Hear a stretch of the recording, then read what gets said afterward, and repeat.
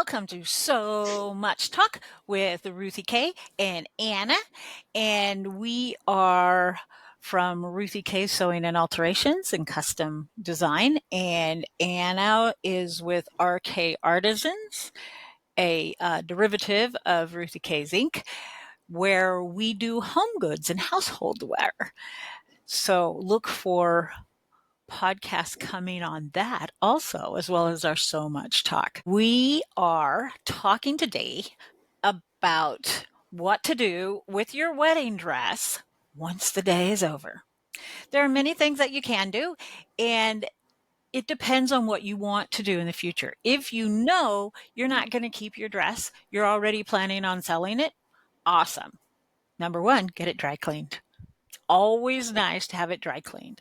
And then what are your options? What are your options to sell your dress back? So one of those would be to put it on a place like Facebook Marketplace. What are some others, Anna, like that? Um, Um, OfferUp is still around, though they're getting a little weird. okay. eBay is still out there. Yeah, And people are do that, sell their wedding gowns on there. Please use all the precautions please that do. anybody should and would use when you're selling to somebody you don't know. Many people also choose to donate their dresses, and we have some great donation places.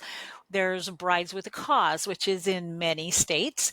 They're in our local Tacoma area. We have Adorned in Grace. Brides with a Cause will donate a percentage of sale of your wedding gown to a chosen cause. So I don't know if I can't remember if they have a list or if you get to choose who you want the donation to go to. Brides with a Cause, all of their money made from their store goes to stopping human trafficking. You mean Adorned in Grace? Adorned in Grace, yes. Adorned in Grace, so to stopping human trafficking. So theirs is a very specific cause. You can also donate to places like Goodwill. Up here we have a Value Village. There's also Plato's Closet. I don't know if they take wedding gowns, but there are places like that that do take wedding gowns also. Vintage thrift stores, if it's an older gown you're trying to get rid of. Because sometimes you're like me and you end up with everybody's wedding gown, which I love, and I may not get rid of them. So Anna may have to when I go on to my next life.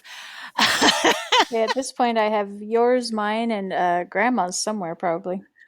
I have them all Ah, at my house. So, you will inherit them. That's what you get when you're the only daughter. That's not me. I'm not the only daughter. She is. Um, and she's one of three granddaughters to yeah. my parents. So she and on yeah, and so she kind of inherits almost everything that would be passed on to a daughter generationally. So the other thing is if you're going to save your wedding gown or you don't know what to do with it, what are some things that would cause me to keep my wedding gown? Why do I keep my wedding gowns? Mine is sentimentality. I mean, there's no way anybody's wearing my mother's wedding gown in our family because she's the only one in three generations who is probably a size 0. It's true. um, I personally haven't been a size 0 since probably 7th grade, and that was even when I was thinner, much thinner. So, sentimentality. I have my mother's 1961 wedding gown. I have my wedding gown from 1983. I have a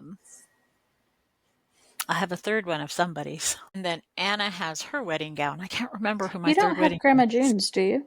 No. Okay. Grandma June and Grandma Lorna actually rented theirs. Two Ah, different generations, and that used to be a thing. I'm hearing some places have picked back up on that where you can rent a wedding gown. So it is something to possibly look at. But so for me, it's sentimentality. I love wedding gowns. I love the fancy dresses. I love the stories that go with my family's wedding gowns. So that's why I have them. I have also mine out to people. I have at least 3 friends who have gotten married in my wedding gown. Um, so sentimentality is a big thing for some of us. And what can we do with the sentimentality thing? We can have it put in a window box. We can Mhm. have it sent to a dry cleaner that will put it in a box that will keep it herm is it hermetically, Anna, sealed? Yeah, Hermetically? her It takes all the air and stuff out so it won't yellow. hermetic. Now I'm She's overthinking it. What vowel is that? she's usually the one that Hermetically. knows all of this. Hermetically There we go. sealed. I know big words, but I don't always say them correctly. Sorry. But so hermetically sealed, and that keeps it safe for whether you donate it or whether you pass it on to the next generation. Then it's all clean and it's all beautiful and it's not going to deteriorate as quickly. It's fabric, so it will eventually deteriorate. But like my mom's wedding gown was very white and it is now a lovely ivory. My wedding gown is still white because it's made of a different fabric than was made in 1961. And it is still white except for the buttons and the lace are a little yellowed, Hmm. but still totally something one could wear without having to replace those. Um, my sister Judy's wedding gown has yellowed more. And no, I do not have that one. Um, I know it was much bigger than mine or grandma's. And Anna's wedding gown is from 2019. It's still white because it's still fairly new. And Yeah. hers was very much a custom dress. Mine was very much a custom dress. Um, at some point, I will have pictures in my shop here of the 5 wedding gowns that I have made. Uh, but it's sentimentality. Okay, Anna chose not to wear my dress, but that was part of why I kept it, so that she had that option. Instead, I made her the dress of her dreams. I also wasn't sure I could fit your wedding dress because I fit your wedding dress when I was 13 and I've grown since then. I made mine with lots of seam room. Mm, It's possible. that is true. But um, It looked great on me when I wore it for a costume at 13, though. see, she wore my wedding dress for a costume and it's still fine. Um, sentimentality was where we were at. And so with that, it's the stories that are behind the dress. It's the person that used to wear that dress that may mean something to us and we don't want to give up that person yet. Totally okay. Then we have passing it down to the next generation. That's even more than sentimentality, that's passing on the story. And that is actually something that is coming back, is wearing your mother's or your grandmother's or your aunt's wedding gown. I have a wedding gown that I just helped a friend donate that she wore, her sister wore. It was her wedding gown and then her sister wore it also. So that's a fun thing. See how that story continues with that. Um, recycling is big with wedding gowns. And we We have them being made into christening gowns and into what's that other one? Christening baptisms, gowns, baptismal gowns. Yes. I've even seen some flower made into girl. flower girl dresses.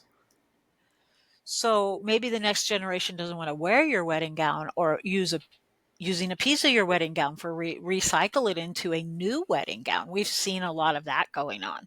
Yeah. So there are a lot of options for what to do with your wedding dress. The first thing though, to sum it up, is you need to get it cleaned. Get it dry cleaned. That way it's ready to go. And then have it packaged up in some form. Put it in a breathable dress bag.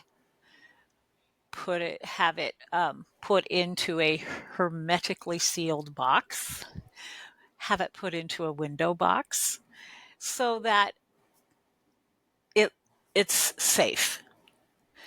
Um, those are some of our options of what to do with a wedding gown. Do you have any others, Anna? I was researching while you were talking about places to resell, and according to the knot.com, which is a great resource for wedding type stuff. Yes.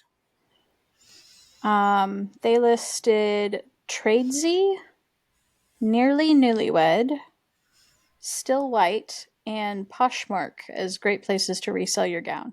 Poshmark Okay. I've heard of. The other ones I haven't. So do more research on this, but those are some of the places that the Knot put forward Oh, as and Facebook type groups yeah, for weddings. they have Because specific there's groups for passing on wedding paraphernalia. also, I know in one that we follow called Plus Size Brides on Facebook, Yeah. that a lot of people are asking, hey, do you have this dress? And you may just have their perfect dress, and it's time for you to pass it on for the story to continue with somebody else. Because clothing is our story too. It tells the story of where we've been and what society's like and all of that. So